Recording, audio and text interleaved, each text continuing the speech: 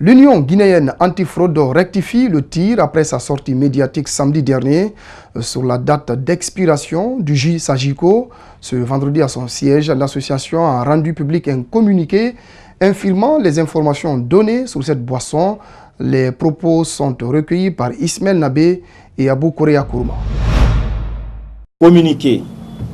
Suite au reportage sur la chaîne de télévision Espace TV, le samedi 5 janvier 2019, relatif au constat effectué par l'Union guinéenne antifraude UGAF sur le jus Sagico, importé par la société Solidiagui, sur lequel ne figure pas la date de production, seulement la date de péremption y figure.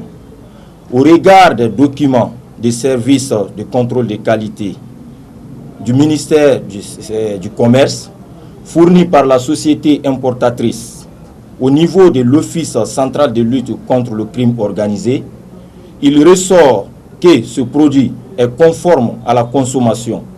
Donc, ne faisant plus doute pour les consommateurs. Après ce communiqué, il a été ressorti que la société Solidiagui est en conforme. Ça, il y a des documents qui attestent que le service certificat d'analyse de contrôle est conforme.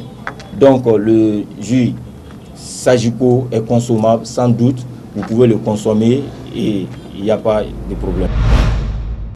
La Guinée est riche en plantes médicinales, malheureusement peu connues.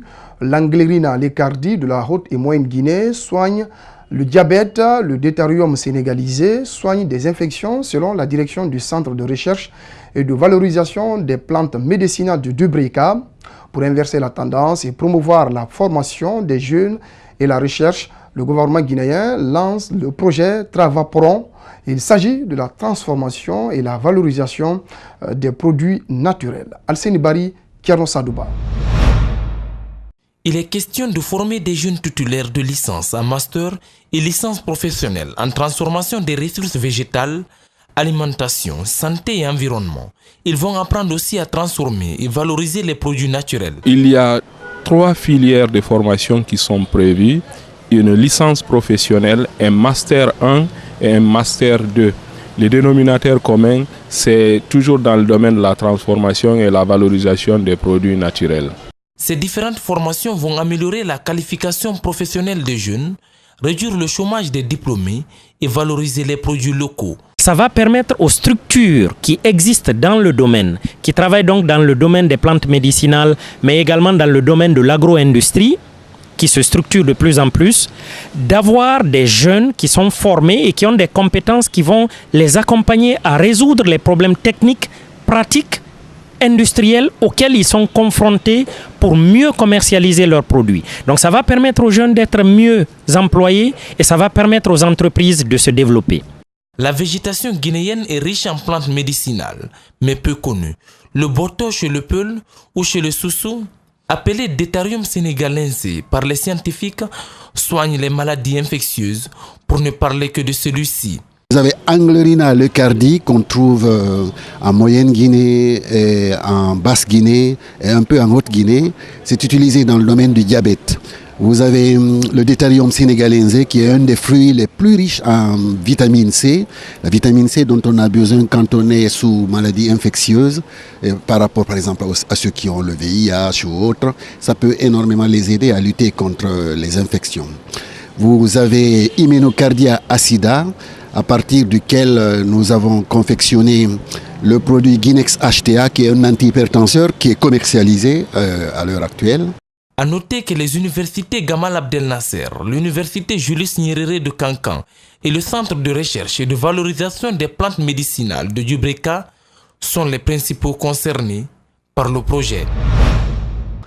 Des kits sanitaires pour l'hôpital préfectoral de Bofa, c'est un geste de la fondation Félix Dobige, Humanité pour tous.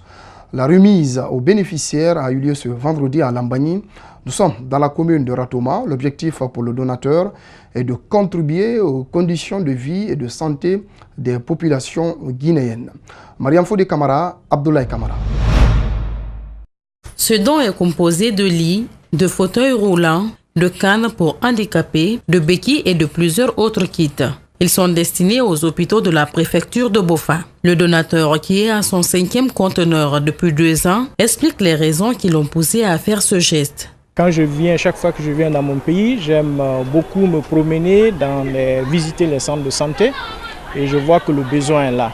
Et en tant que Guinéen, c'est la moindre chose que je peux faire pour mon pays. Et non, c'est pas facile à le faire seul. Donc j'aimerais voir un engagement venant de l'État aussi.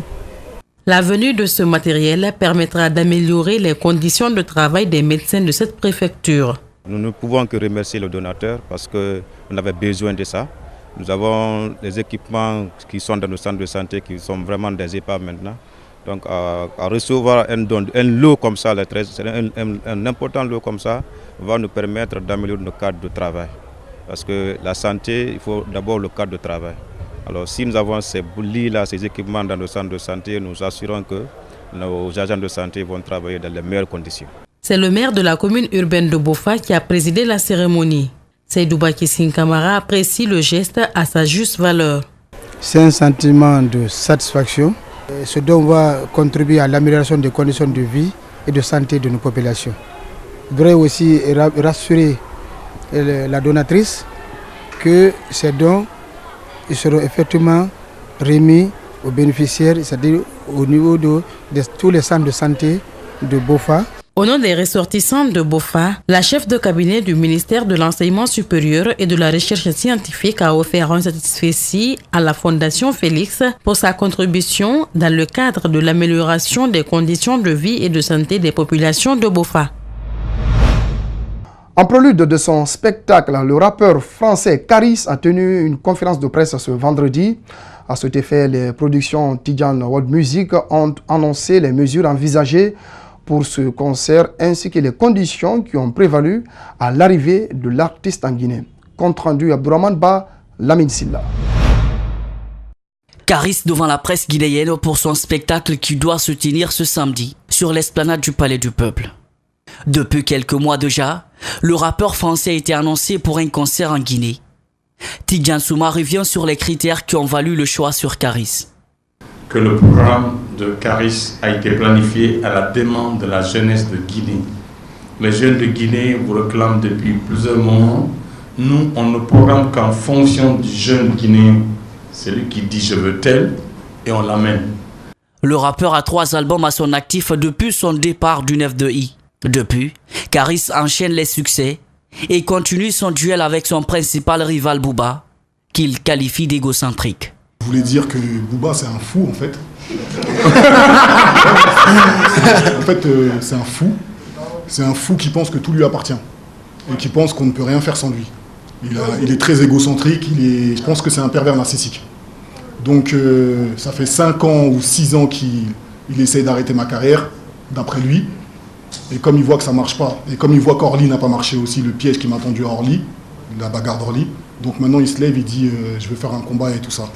Les productions Tidjane World Music qui organisent cet événement reviennent sur les mesures de sécurité mises en place pour la bonne tenue du spectacle afin d'éviter tout débordement. Aujourd'hui, c'est la dernière réunion à 14h où l'équipe de CNIS a mobilisé presque 1000 personnes. 1000 composées en 8 équipes. Et 8 équipes, l'autoroute, MLS, le côté de Badala, le côté de mon bureau au niveau du jardin, du côté et même la clôture. Après le concert grand public ce samedi, Karis va aussi se produire au 224 Lounge le même jour. C'était l'essentiel des infos sur Espace TV. Ce journal est à retrouver sur notre site espacetvguinée.info. À toutes et à tous, excellente soirée en compagnie de nos programmes. Je vous retrouve demain pour d'autres infos.